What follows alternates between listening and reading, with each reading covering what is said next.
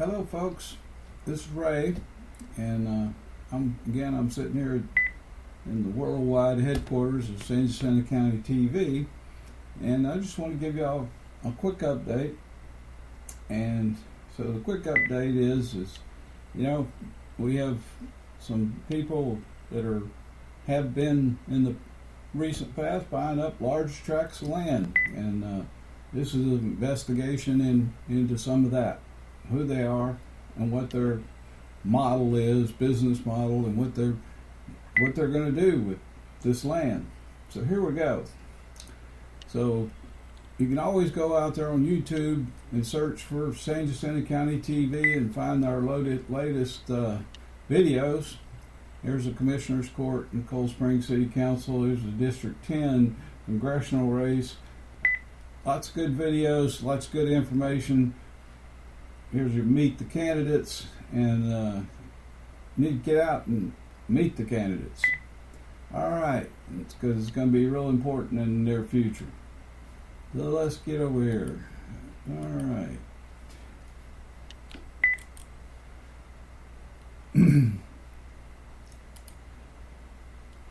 So here's an article I ran across, and this article is coming out of Florida. And these people that are running these LLCs have been operating in Florida for about 4 or 5 years more than what they have here in San Jacinto County. And in Florida, they've been in the northern part of Florida, and they call them a New York investment firm. And they list the investing firm as this guy, Yong Yun Lee, which, if you read this whole article, Yong Yun Lee, it is an alias for Greg Alexander.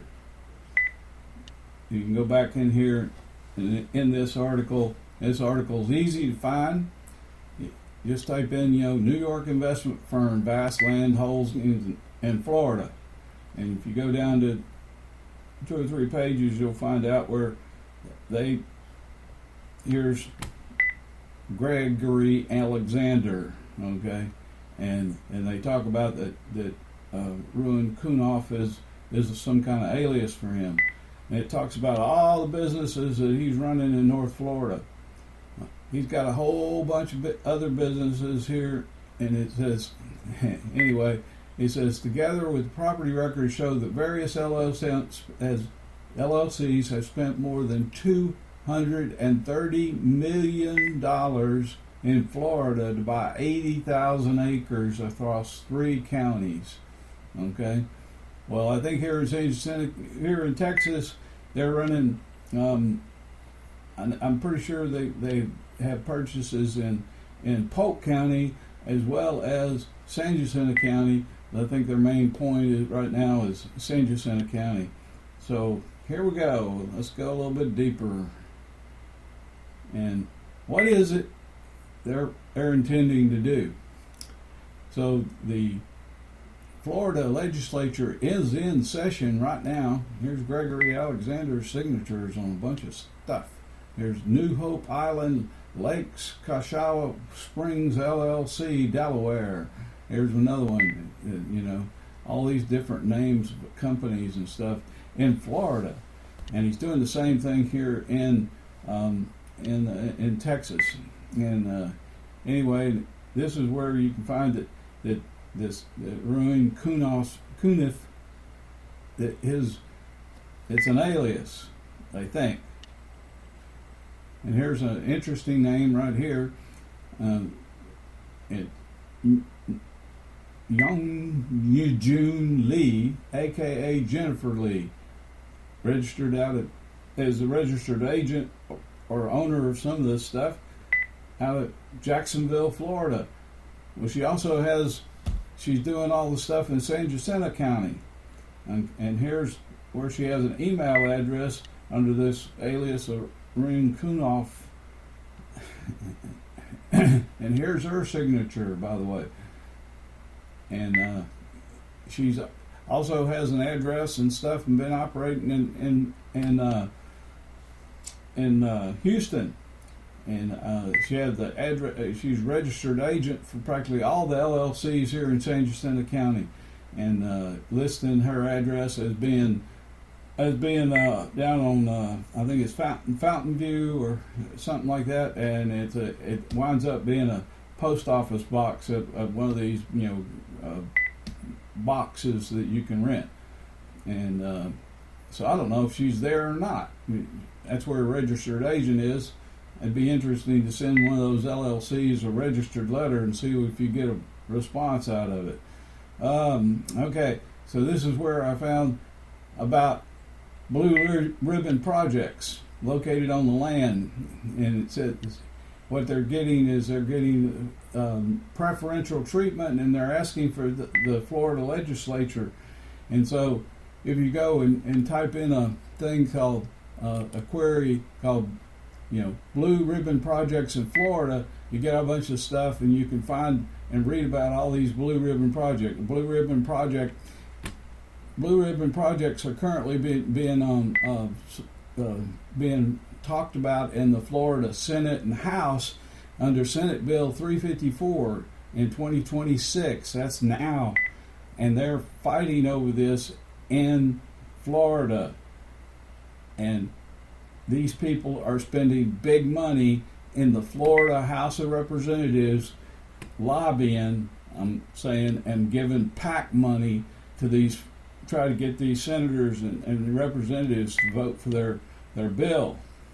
And come next legislative session, they're going to do it here. Okay? They're going to spend millions of dollars and try to do it. And the blue ribbon projects thing, one of the big things is it takes away local control. It doesn't let our county commissioners have any control over what they do and how they do it, and it gives them tax incentives for doing it.